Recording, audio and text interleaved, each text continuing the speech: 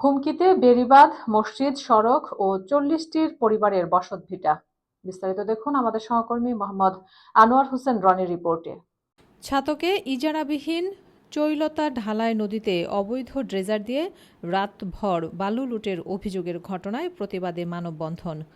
সুনামগঞ্জের ছাতক উপজেলার ১ নং ইসলামপুর ইউনিয়নের ১ নং ওয়ার্ডের ইজারাবিহীন মরাচেলা নদীতে চৈলতা ঢালাই অবৈধভাবে কোটি কোটি টাকার বালু উত্তোলনের অভিযোগে ফুঁসে উঠেছে স্থানীয় বাসিন্দারা।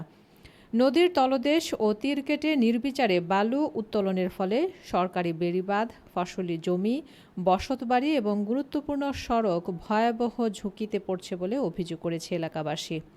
আমি অসহায় না, আমি নিউজে আমার বাড়ি করে আছি, আমার হাইডের বাড়ি ভাঙিয়া নিচে নিয়ে আমার হাতও নি লাগে, আমি অনেক কিতা কথা। মঙ্গলবার সকালে চৈলতা ঢালাই নদীর তীরে মানববন্ধন কর্মসূচি পালন করে স্থানীয় শতাধিক নারী পুরুষ মিলে মানববন্ধন করেছে। মানববন্ধনে বক্তারা অভিযোগ করেন, দীর্ঘদিন ধরে একটি প্রভাবশালী চক্র রাতের অন্ধকারে ড্রেজার ও লিস্টার মেশিন ব্যবহার করে নদীর তলদেশ এবং পাহাড় কেটে বালু উত্তোলন করছে। পরে প্রতিদিন ১০ থেকে ২০টি বাল্ক হেডে করে সেই বালু বিভিন্ন স্থানে বিক্রি করা হচ্ছে বলে তাদের দাবি।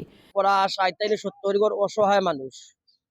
আমাদের পাশে একটা মরা নদী, এই নদীগুলা তারা উপভোগ কইরা খাওয়ার বাদে আমার পাশে ডাইনে বাউয়ে দিয়ে একটা শহরি রাস্তা আছে, এই রাস্তাগুলো তারা খাইয়া অবৈধভাবে, এবং আমরা গোর বাড়ি খাইয়া, এবং পাশে আমরা একটা মসজিদ, এই মসজিদ বন্ধ তারা খাইয়া আমরা এই অবস্থা লিনচান মাথায় ফালাইছে।